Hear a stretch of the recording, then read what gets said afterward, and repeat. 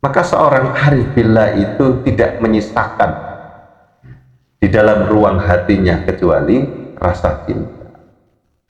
Jadi ciri yang utama adalah selalu terikat, gitu ya, selalu menjadi tawanan cintanya kepada Allah Subhanahu wa ta'ala. Yang kedua, ciri utama dari al-arif billah adalah wa qalbuhu basirun. Ya, hatinya itu terhias ya, atau menghias hatinya, aspek batinianya itu dengan muraqabah, kata Imam Nawawi, sedang aspek lahirianya dengan muhasabah. Selalu menghiasi dirinya itu begini ya. Karena basirah itu adalah ainul qalbi, mata hati. Ini nggak bisa dipelajari Bapak Ibu ya, nggak bisa dipelajari, karena itu adalah apa? Buah dari kedekatannya kepada Allah. Yang dia bangun adalah kesucian diri, kedekatan dengan Allah, sehingga Allah memberikannya begitu saja. Nah, basirah adalah buah dari tazkiyatun nafs, seperti yang barusan saya sebutkan, penyucian jiwa dan tajalli. Ini istilah-istilah dalam dunia tasawuf ya, adanya penyingkapan cahaya ilahiyah, dan itu tidak bisa dipelajari ya, bahwa makrifah bukanlah akhir, tetapi justru gerbang menuju kehidupan spiritual yang lebih dalam. Itu permulaan kita. A'udzu billahi minasy syaithanir rajim.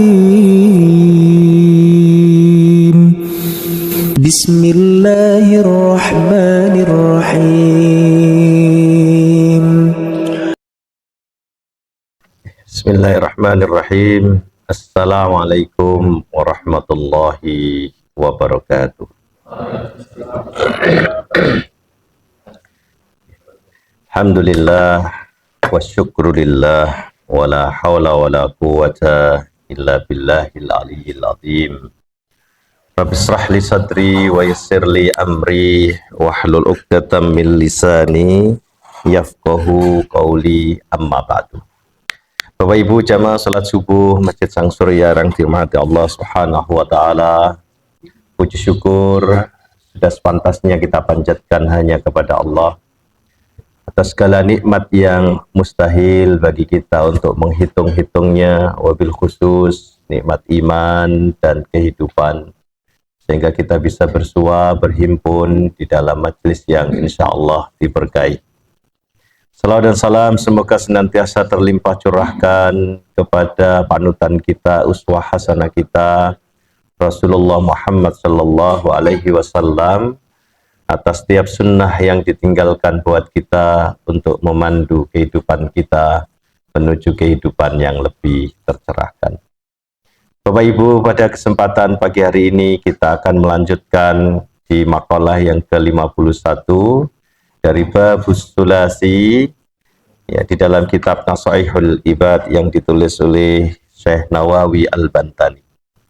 Sebagaimana biasa, saya bacakan dulu kitabnya, baru kemudian kita eksplorasi kandungan pesan di dalamnya. Bismillahirrahmanirrahim. Wal maqalatul hadiyatu wal khamsun. Dan makalah yang ke-51. Qala, berkatalah Dhunnun al-Misri.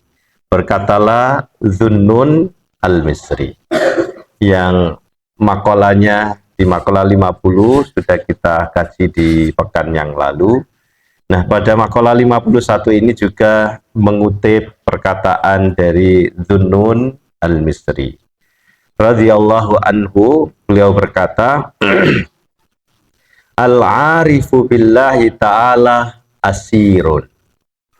Al-arifu billah, orang yang sudah ma'rifah, orang yang sudah mencapai makom ma'rifatullah di dalam perjalanannya menuju Allah, itu asirun. Asirun secara bahasa artinya tawanan ya. Jadi orang yang sudah pada pencapaian ma'rifah itu menjadi tertawan ya.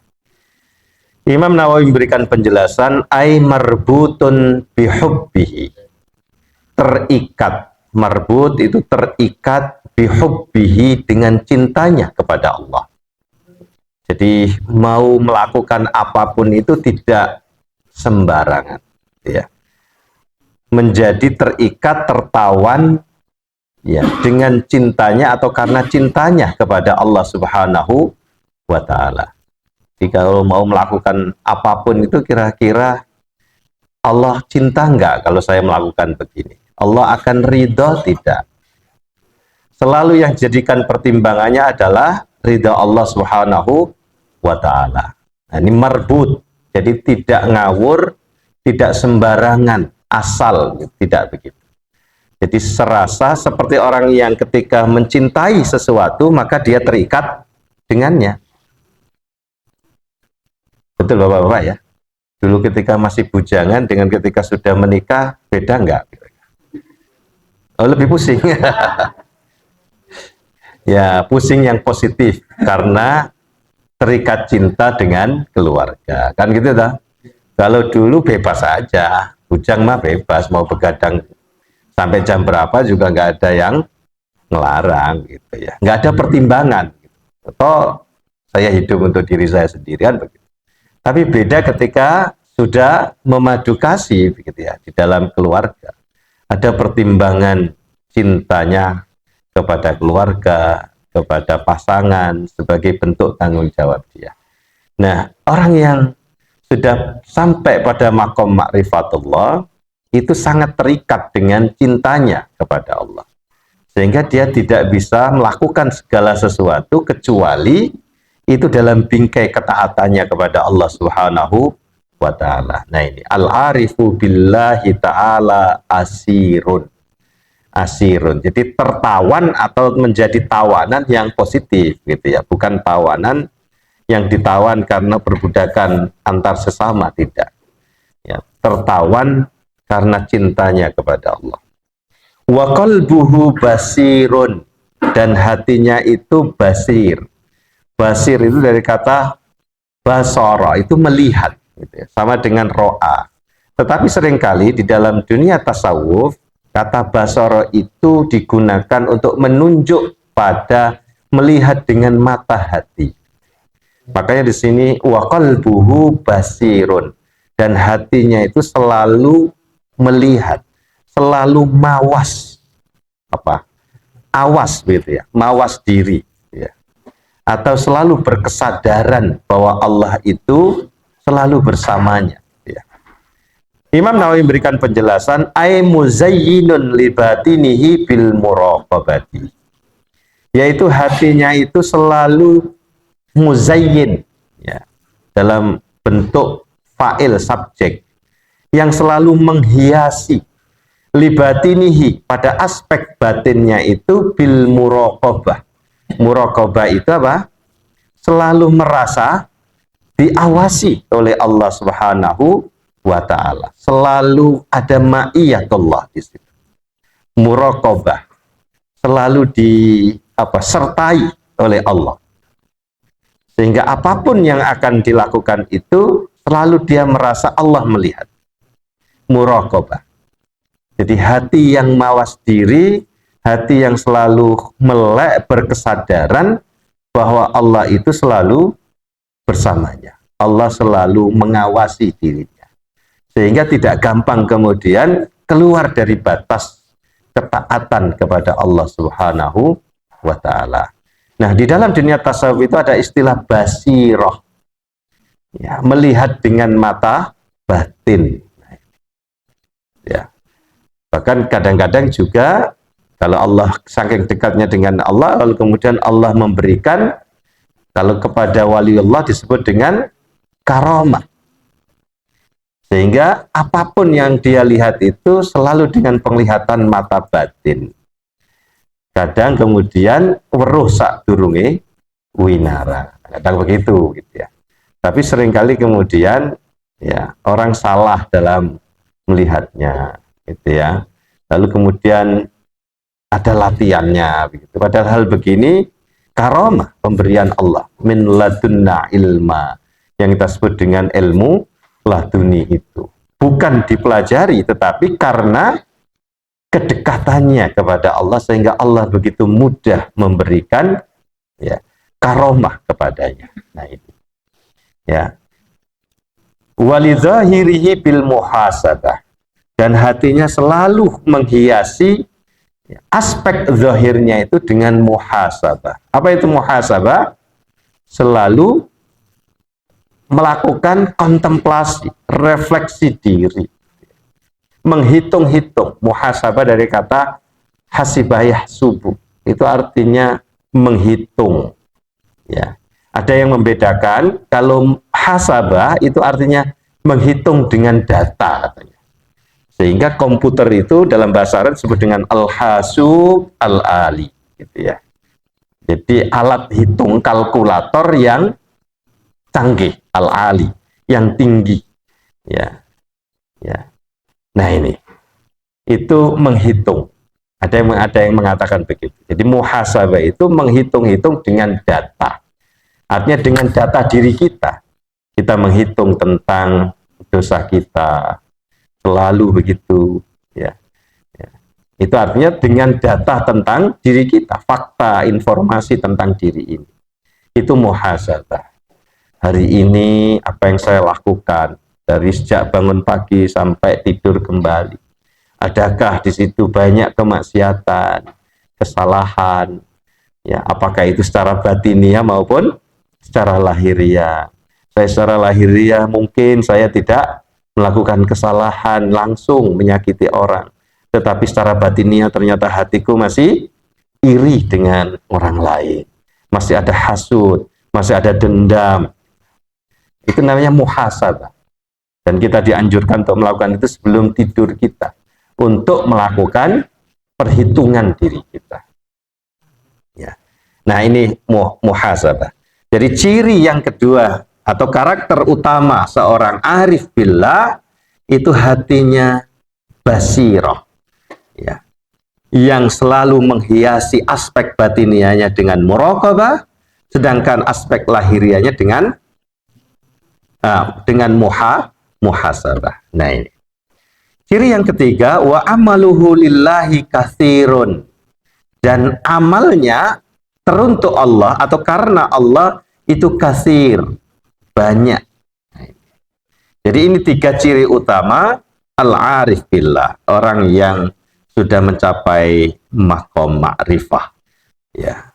Nah ini bisa kita gunakan sebagai alat ukur kita, apakah kita kiranya sudah makrifah atau belum, gitu ya. Ya. Yang pertama apa tadi? Yang pertama asirun, selalu merasa tertawan, menjadi tawanan karena cintanya, terikat, merbut, ya. Ya. Seperti dalam apa ya, pernikahan itu kan juga ada unsur ikatannya, toh. Bahkan disebut dengan mitsaq ghalidz, mitsaqan ghalidz, ikatan yang sangat kuat. Karena setelah kita menikah, ya, itu kita diikat dengan tali suci yang disaksikan ketika kita, yang laki-laki mengatakan qabiltu nikahaha wa tazwijaha bil mahril madhkur, ya. Itu para saksi menyaksikan, malaikat menyaksikan, ya. Dengan ucapan ijab qabul itu, maka di situ sudah kita menjadi merbut, terikat, gitu ya, dengan mitsaq ghalidz, ikatan yang kuat. Maka seperti tadi, setelah menikah sudah tidak bisa lagi, ya, mau melakukan apapun bebas seperti bujangan. Nah ini marbutun bihubbi, kalau seorang yang makrifah dia terikat, tertawan karena cintanya kepada Allah Subhanahu wa taala. Yang kedua, wa qalbuhu basirun, dan hatinya basir, ya. Selalu menjadi apa? Awas hatinya itu. Karena muraqabah dan muhasabah, wa amaluhu lillahi katsir, dan amalnya teruntuk Allah banyak sekali. Nah ini ya, jadi singkat, hanya terdiri dari 3 kalimat, tetapi maknanya dalam. Ya, setiap kalimat diakhiri dengan huruf ro, Ini keindahan bahasa Arab ya. Al-arifu billahi ta'ala asir ra, wa qalbuhu basir ra juga, wa amaluhu lillahi katsir. Nah ini ya. Nah ini Bapak Ibu yang akan coba kita eksplorasi. Ada 3 ciri utama seorang arif billah, seorang yang sudah mencapai maqam ma'rifah. Ya, makalah Zunnun al-Misri ini, makalah yang ke-51 ini sesungguhnya menggambarkan secara mendalam tentang karakter seorang arif billah yang bisa menjadi apa ya? Semacam apa bagi kita gitu. Ya, ukuran gitu ya. Agar kita punya idealitas gitu dalam melihat apakah saya sudah punya, kira-kira sudah sampai makom makrifat tidak.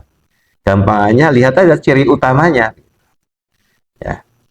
Nah seorang arif billah itu adalah hamba yang telah mencapai makrifah atau pengenalan hakiki terhadap Allah ya, seperti yang digambarkan pada makalah yang lalu. Tidak sekedar keyakinan intelektualitas kita ya, rasionalitas kita, tidak ya. Tetapi betul-betul pengenalan yang hadir karena rasa cinta kita kepada Allah ya. Nah di dalam tasawuf ya, al-arif billah itu bukan sekedar tahu ya tentang Allah. Nah ini saya katakan tadi, bukan sekedar tahu bahwa Allah itu Tuhan kita, Allah tidak beranak dan tidak diperanakkan, tidak sekedar sebagai pengetahuan yang ada di dalam pikiran semata, tidak, tetapi pengenalan yang dibarengi dengan perasaan bahwa Allah itu selalu hadir secara batiniah di dalam diri kita, sehingga seluruh hidup kita itu ada dalam bingkai ketundukan dan ketaatan serta selalu terarah kepadanya, kepada Allah Subhanahu wa Ta'ala. Jadi hatinya itu selalu berkesadaran akan Allah. Ya, apapun yang dia pikirkan, ya, selalu ada Allah yang terlibat di situ. Apapun yang dia sadari di dalam hatinya itu ada Allah. Ya. Sehingga kemudian di dalam tarekat itu biasanya kemudian diajari dengan apa? Melalui olah batin atau yang disebut dengan riyadhah, itu melalui zikir-zikir dan wirid. Ya. Agar selalu hati kita itu terisi dengan ya, keberadaan Allah Subhanahu wa Ta'ala. Sehingga bagi orang yang berada di dalam dunia tasawuf atau sufi, ya, kekosongan hati dari Allah itu sudah dianggap sebagai satu kemaksiatan. Nah ini, kira-kira kita sudah sampai di situ nggak Bapak Ibu? Nggak sempat, yang terpikir gitu, nah iki aku oleh opo gitu.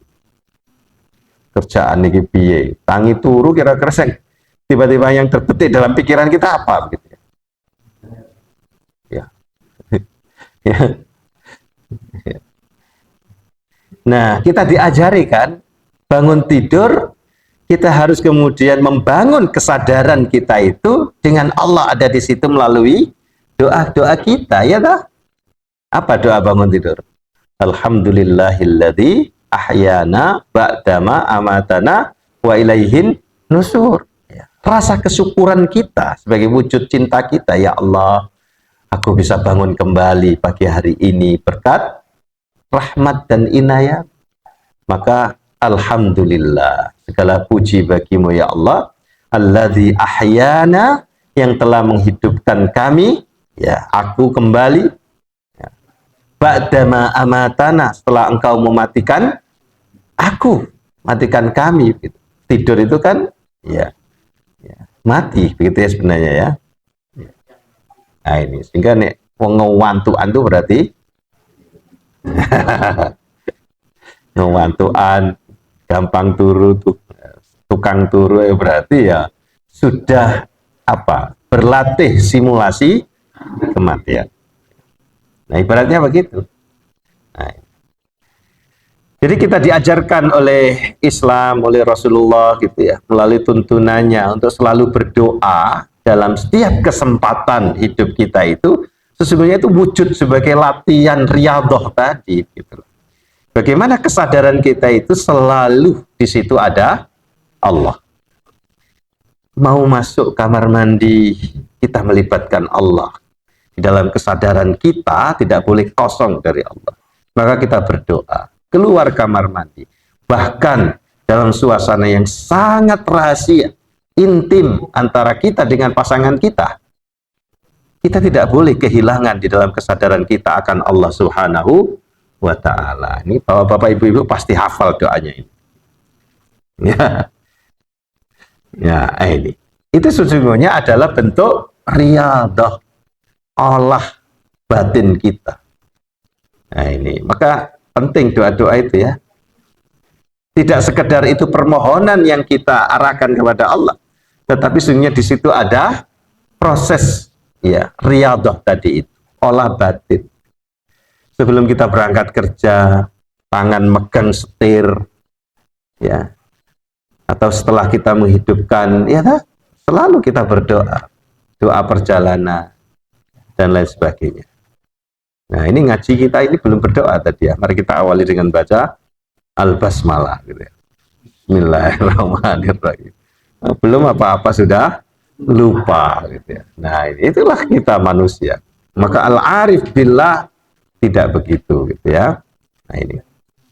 Jadi makrifah itu bukan sekedar kita tahu siapa Allah, tetapi betul-betul ada zauk, ada rasa kehadirannya tadi, muraqabah, ma'iyah gitu ya. Sehingga pikiran kita, hati kita itu selalu muhasabah, gitu ya. Selalu merasakan kehadirannya di dalam batin kita. Nah, sehingga ketika kosong dari kesadaran akan Allah, bagi seorang arif itu sudah merupakan kemaksiatan. Sehingga seluruh hidupnya ada dalam bingkai ketundukan, ketakwaan, ketaatan, dan selalu terarah orientasinya itu adalah lillahi, untuk Allah Subhanahu wa ta'ala. Sehingga segala perilaku kehidupan kita basisnya adalah karena Allah Subhanahu wa ta'ala. Sehingga seperti yang lalu itu, doa yang diajarkan kepada kita tentang cinta itu, Allahumma inni as'aluka hubbaka wa hubba man yuhibbuka wa hubba amalin yuqarribu ila hubbika. Jadi selalu begitu. Kita mencintai sesama kita karena Allah, sebagai wujud manifestasi cinta kita kepada Allah. Selalu begitu. Ya. Maka bagaimana mungkin kemudian di dalam hati kita itu ada rasa benci kepada selain, ya, kepada sesama kita, kalau itu merupakan manifestasi dari cinta kita kepada Allah? Maka seorang arif billah itu tidak menyisakan di dalam ruang hatinya kecuali rasa cinta. Ya, disakiti orang, ya, senyum aja, senyumin aja. Ya, nah begitu. Nah, kita mungkin belum sampai ke sana, Pak Ibu. Kalaupun kita kemudian senyumin aja karena nggak bisa balas biasanya, ya. Gitu ya. Sangat terpaksa. Tapi orang yang kuat itu sesungguhnya adalah orang yang sesungguhnya dia punya kekuatan untuk membalasnya, tetapi dia lebih memilih untuk mengendalikan dirinya, tidak membalasnya. Bahkan cenderung kemudian apa? Memaafkan. Kadziminal ghaid wal afina. Nah, ini makom-makom yang seperti tentu ya, masih jauh mungkin kita ya, masih jauh. Ya. Nah, Bapak Ibu yang dirahmati Allah Subhanahu wa ta'ala, yang pertama ciri utamanya adalah al-arifu billahi ta'ala asir. Ya, marbutun bihubbihi, kata Imam Nawawi tadi. Terikat karena cinta kepada Allah, mahabbah. Nah, yuk kita berlatih ya. Ini tidak mudah. Tidak mudah. Tapi idealitas menjadi penting gitu ya. Agar kita punya apa? Ya, pegangan begitu ya untuk berlatih. Seperti layaknya ketika bapak-bapak atau ibu-ibu gym gitu ya. olah fisik gitu. Itu kalau tidak punya idealitas, itu kan ngawur jadinya. Angkat barbel ya sembarang aja begitu ya. Ya. Tapi kalau punya idealitas, otomatis dia akan mencari cara. Gimana sih untuk membangun idealitas itu? Maka kita akan mempelajari caranya gimana ngangkatnya biar tidak kesleo kan begitu. Nah ini penting. Maka dalam hidup kita juga demikian. Kalau ada arah tujuan yang jelas, lalu ada idealitas yang tidak kita bangun, maka itu menjadi visi kita. Lalu diturunkan di dalam misi kehidupan, tujuan dan strategi kita kan begitu. Nah ini. Jadi ciri yang utama adalah selalu terikat, gitu ya. Selalu menjadi tawanan cintanya kepada Allah Subhanahu wa Ta'ala. Apa yang dimaksud dengan tawanan atau asir di sini? Ya, seorang arif menjadi tawanan cinta dan kehendak ilahiyah. Ya, dia menjadi bucin, gitu ya. Tetapi bukan bucin kepada makhluk, gitu ya. Tapi menjadi budak tawanan cinta ilahiyah. Nah ini. Ia tidak lagi memiliki kehendak pribadi, melainkan sepenuhnya tunduk kepada kehendak ilahi. Ini, kehendak apa yang dia lakukan itu selalu itu ada di dalam kehendak ilahiyah. Allah menyuruh saya begini, maka perilaku yang muncul dari itu adalah sebagai manifestasi dari ketundukan itu. Ya. Artinya selalu dibingkai di dalam ketaatan kepada Allah. Taat itu berarti apa? At-ta'atu mahiyya imtithalul awamir wajtinabun nawahi.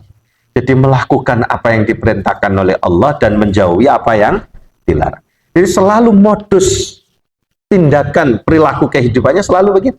Kalau tidak mentaati perintah Allah atau menjauhi larangannya. Ya, nah ini. Kalau Syekh Abdul Qadir Al-Jilani kemudian ya menambahkan 3 hal gitu ya.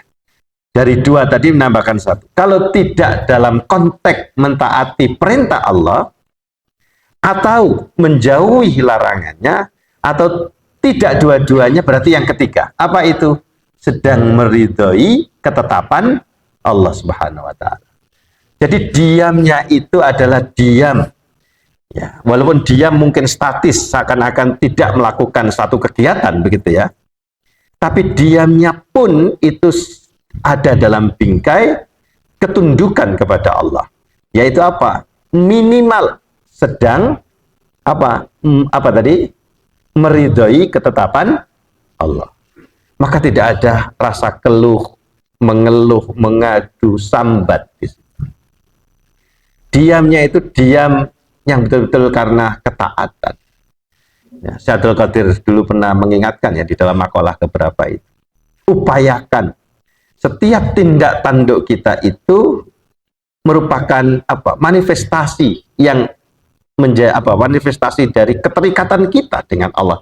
Asir tawanan itu. Cirinya bagaimana? Kalau tidak itu sedang menjalankan perintah Allah, ya, berarti menjauhi larangannya.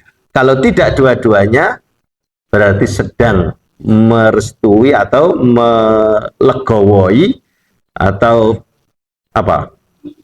meridhoi ketetapan Allah. Jadikanlah, kata Syekh Abdul Qadir Al-Jilani, minimal salah satu dari ketiganya selalu memanifestasi di dalam tindakan. Ya, kira-kira asik apa enggak kalau begitu Bapak Ibu? Asik. Nah ini. Jadi tawanan cinta di sini, bucin di sini adalah cinta ilahiyah atau kehendak ilahiyah. Sehingga apapun yang keluar dari perilaku kita, ucapan kita, semuanya ada dalam bingkai ketaatan kita kepada Allah. Nah, di dalam khutbah Jumat selalu saya mengingatkan gitu ya untuk diri sendiri dan jamaah sekalian. Ya, inti dari ketakwaan itu adalah ya yang paling populer tentu tadi mentaati perintah Allah, menjauhi larangannya. Dan kehati-hatian, kewaspadaan yang super untuk selalu menetapi ketaatan ini dan tidak mudah terjatuh di dalam kemaksiatan kepada Allah. Nah, itu sebenarnya ekspresi dari ini, tawanan ini, asirun. Nah, asir atau tawanan di sini bukan dalam arti negatif ya. Nah, dalam konteks negatif berarti menawan, menjadi tawanan dari manusia antar manusia, bukan. Tapi sebagai wujud penyerahan total kita kepada Allah, ia terikat oleh cinta, rindu, dan pengabdiannya kepada Allah Subhanahu wa Ta'ala semata. Ini ya. Jadi ada kontekstualisasinya dengan makna Islam, keberserahan total. Nah, ini.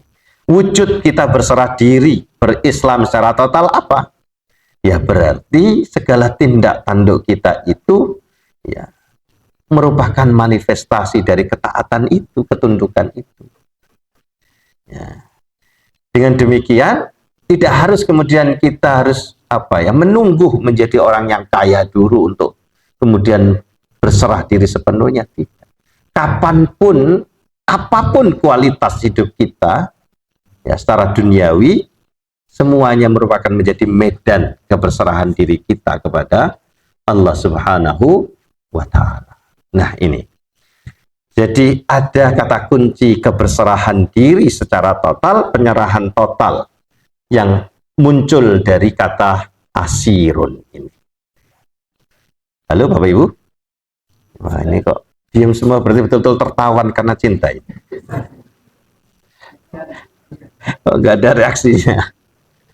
Nah dalam makom ini, gitu ya, seorang arif telah mengalami fana. Nah ini.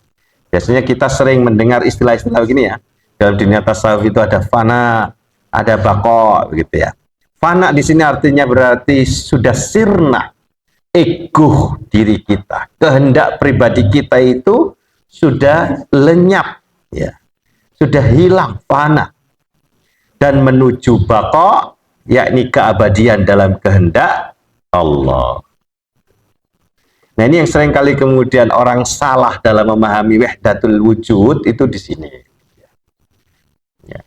Karena segala perilakunya itu diarahkan sebagai manifestasi ya, dari kehendak ilahiyah tadi, maka serasa diri ini manunggaling dengan Tuhan. Nah gitu loh maksudnya itu. Bukan kemudian dalam konteks lahiriah. Ya ini yang salah kaprah kemudian orang tasawuf itu di sini begitu ya. Bahwa saya sudah ini maka merasa sayalah sudah menyatu dengan Tuhan, maka apa yang aku lakukan adalah perilaku Tuhan. Nah, tentu tidak dalam makna begitu, tetapi upaya kita untuk selalu mengarahkan agar tindak tanduk kita itu ya merupakan manifestasi dari kehendak ilahiyah. Nah ini ya, wahdatul wujud ya. Nah Bapak Ibu yang dirahmati Allah Subhanahu wa Ta'ala, nah kiasan spiritualitasnya bagaimana? Nah seringkali kita dulu mendengar cerita tentang Laila Majnun ya, ya Laila Majnun yang menjadi satu kisah yang sangat terkenal ya. Saya nggak tahu kalau anak-anak sekarang, zaman sekarang masih kenal nggak cerita Laila Majnun itu ya? Yang kemudian versinya menjadi banyak tergantung pada budaya masing-masing. Kalau di barat ada Romeo and Juliet. Nah, sebenarnya cerita itu ya, itu dibangun itu ya untuk mengekspresikan gitu ya. Itu bukan cerita yang faktual ya, tapi satu cerita sastra yang sesungguhnya untuk menggambarkan bagaimana kita itu menjadi majnun gitu ya. Hati kita itu menjadi hati yang tertawan karena cinta itu. Sehingga perilakunya itu menjadi perilaku yang aneh di tengah masyarakat yang materialistik, hedonistik gitu ya. Perilaku karena cintanya begitu menggebu, tertawan karena Allah itu menjadi aneh begitu. Ya seperti sekarang kan, ketika ada orang yang begitu konsisten azan berangkat ke masjid itu kan terasa aneh. Ya, padahal itu adalah ekspresi cinta kepada Allah menjadi aneh di tengah orang-orang yang hedonistik, materialis. Nah itu kira-kira begitu. Seperti layaknya kita melihat seorang pecinta itu kita sedang kasmaran, itu kan terasa aneh. Yang menganggap dunia ini hanya miliknya dia semata, yang lain kontrak misalnya. Iya toh? Kan kita aneh juga melihat orang yang sedang bucin itu toh. Kok sampai segitunya begitu ya? Mengejar cinta begitu. Itu kan aneh. Nah, kalau cinta kita kepada Allah seperti itu kiranya, maka itu juga dianggap hati kita majnun. Majnun itu artinya apa? Ya, hilang akalnya. Dari kata janana, jununun. Seakar dengan itu kata jin. Jin. Kata jannah, surga. Itu karena keindahannya tidak bisa kita bayangkan. Keindahan apapun yang pernah ada dalam pikiran kita, kira-kira surga tidak seperti itu. Lebih dari itu. Sehingga tidak terbayangkan, serasa tersembunyi keindahannya. Nah ini. Nah, Bapak Ibu yang dirahmati Allah Subhanahu wa taala, yang kedua ciri utama dari al-arif billah adalah wa qalbuhu basirun.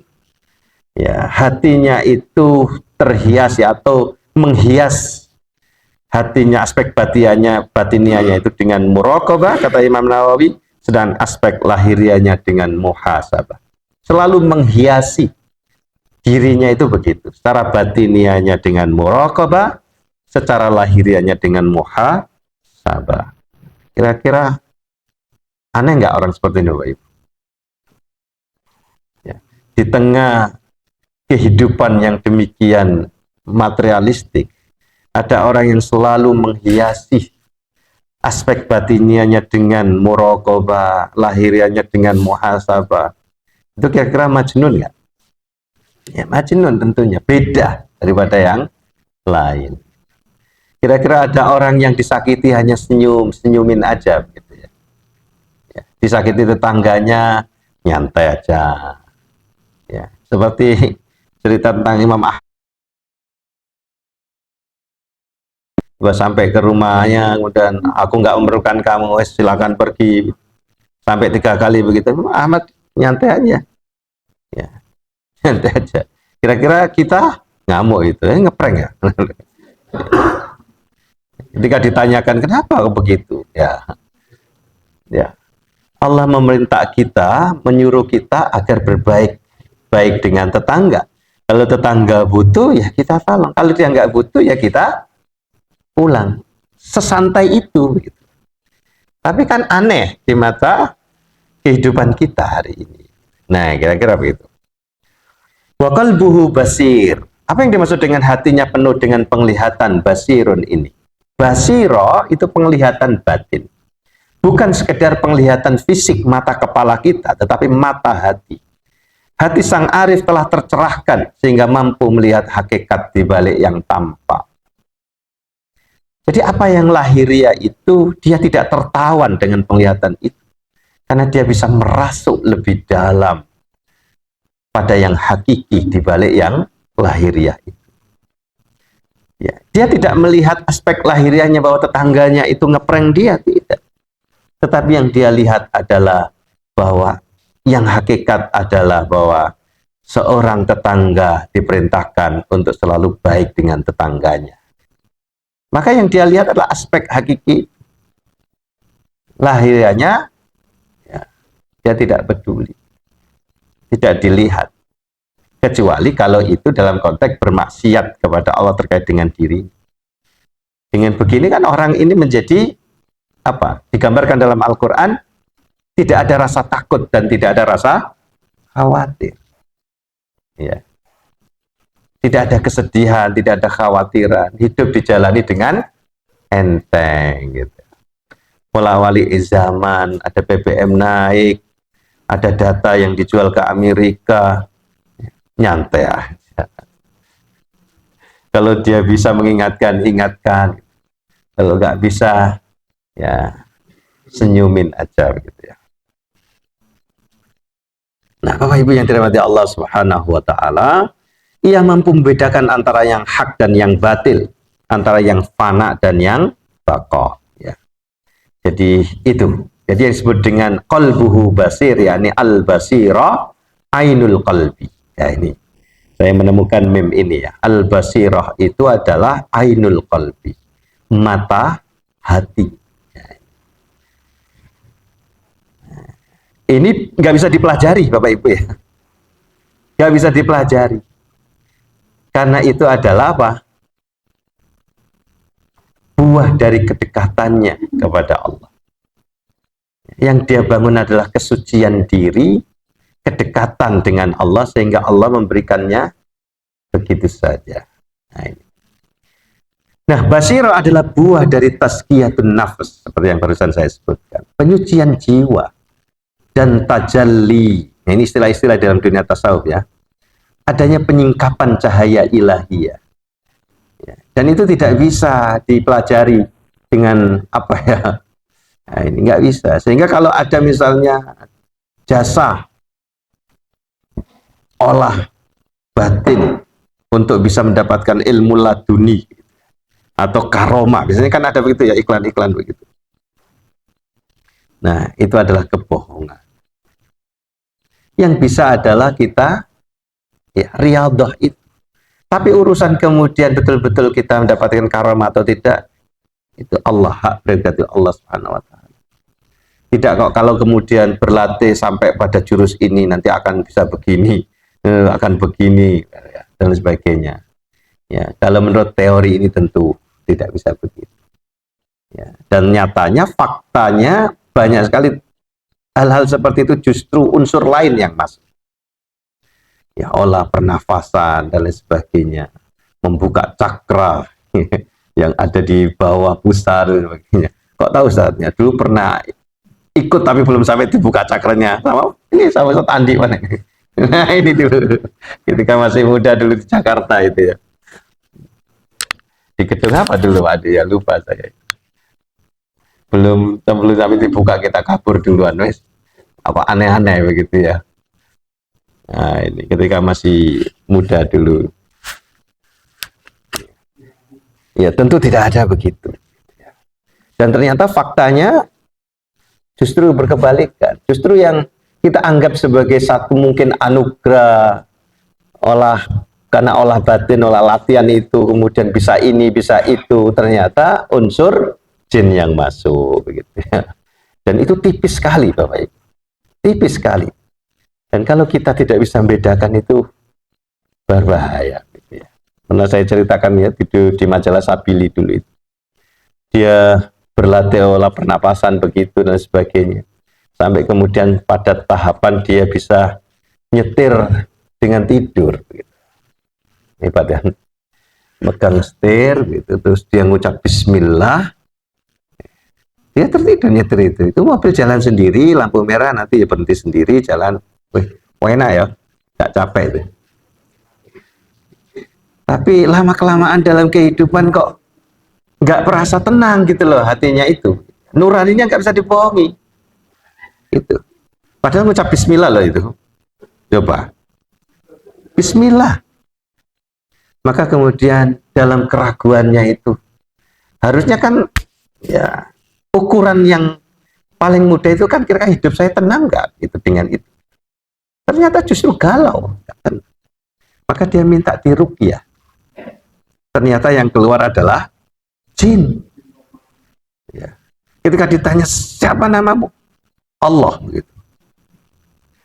Mengaku diri namanya Allah. Sehingga ketika dia mengucap Bismillah, itu bukan dengan nama Allah Tuhan kita, tetapi nama jin itu. Coba bayangkan. Begitu tipisnya jin itu membalikkan ya, penglihatan dan keyakinan kita. Nah ini Bapak Ibu ya, maka sangat berhati-hati kita dalam hal begini karena itu hal yang sifatnya gaib ya, kita nggak tahu. Jangan-jangan selama ini kita yakini itu ada kekuatan dari Allah, ternyata ya energi jin yang masuk di dalam diri kita ya, makanya kita harus berhati-hati. Nah di dalam praktik spiritual, hati yang basira itu tidak tertipu oleh dunia. Karena kecenderungannya itu menjadi begitu mudah kita kemudian menjadi sombong dan sebagainya. Karena merasa kita punya kekuatan ini dari Allah, gitu ya. bisa ini, bisa itu, bisa menyembuhkan, mudah dipegang saja sembuh begitu ya. Dan lain sebagainya. Itu mudah kemudian kita terjatuh dalam sifat keangkuhan, kesombongan.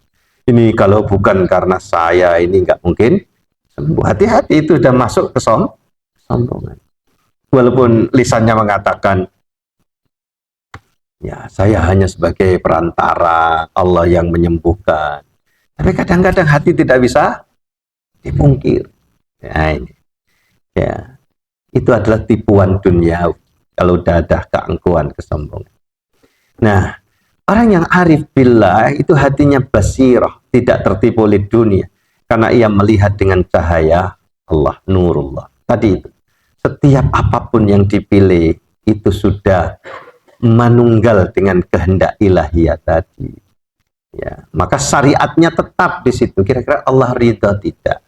Caranya kira-kira masih nyunnah tidak? Nah begitu. Ya, tidak kemudian yang penting tujuannya ke sana, bagaimanapun caranya terserah. Nah, nggak bisa juga begitu, Mas Bro. Jadi ada ittiba, ada keikhlasan, tujuannya murni lillahi ta'ala. Tetapi yang kedua, kata Ibnu Qayyim al-Jauzi, ittiba'an li Rasulillah. Caranya tetap harus dengan syariat, berittiba kepada Allah Subhanahu wa ta'ala.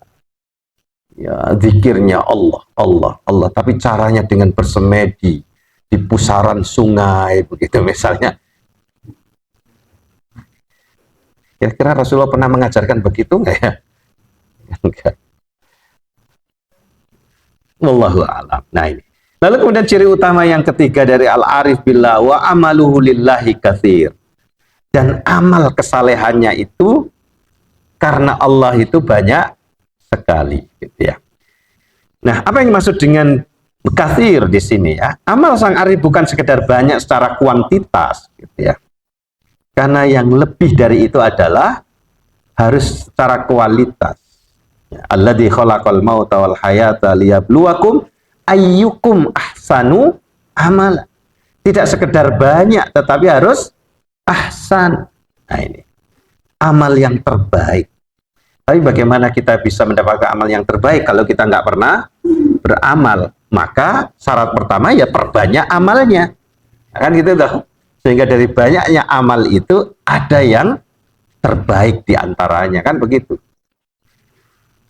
Ayo monggo Pak, kerja bakti. Angel.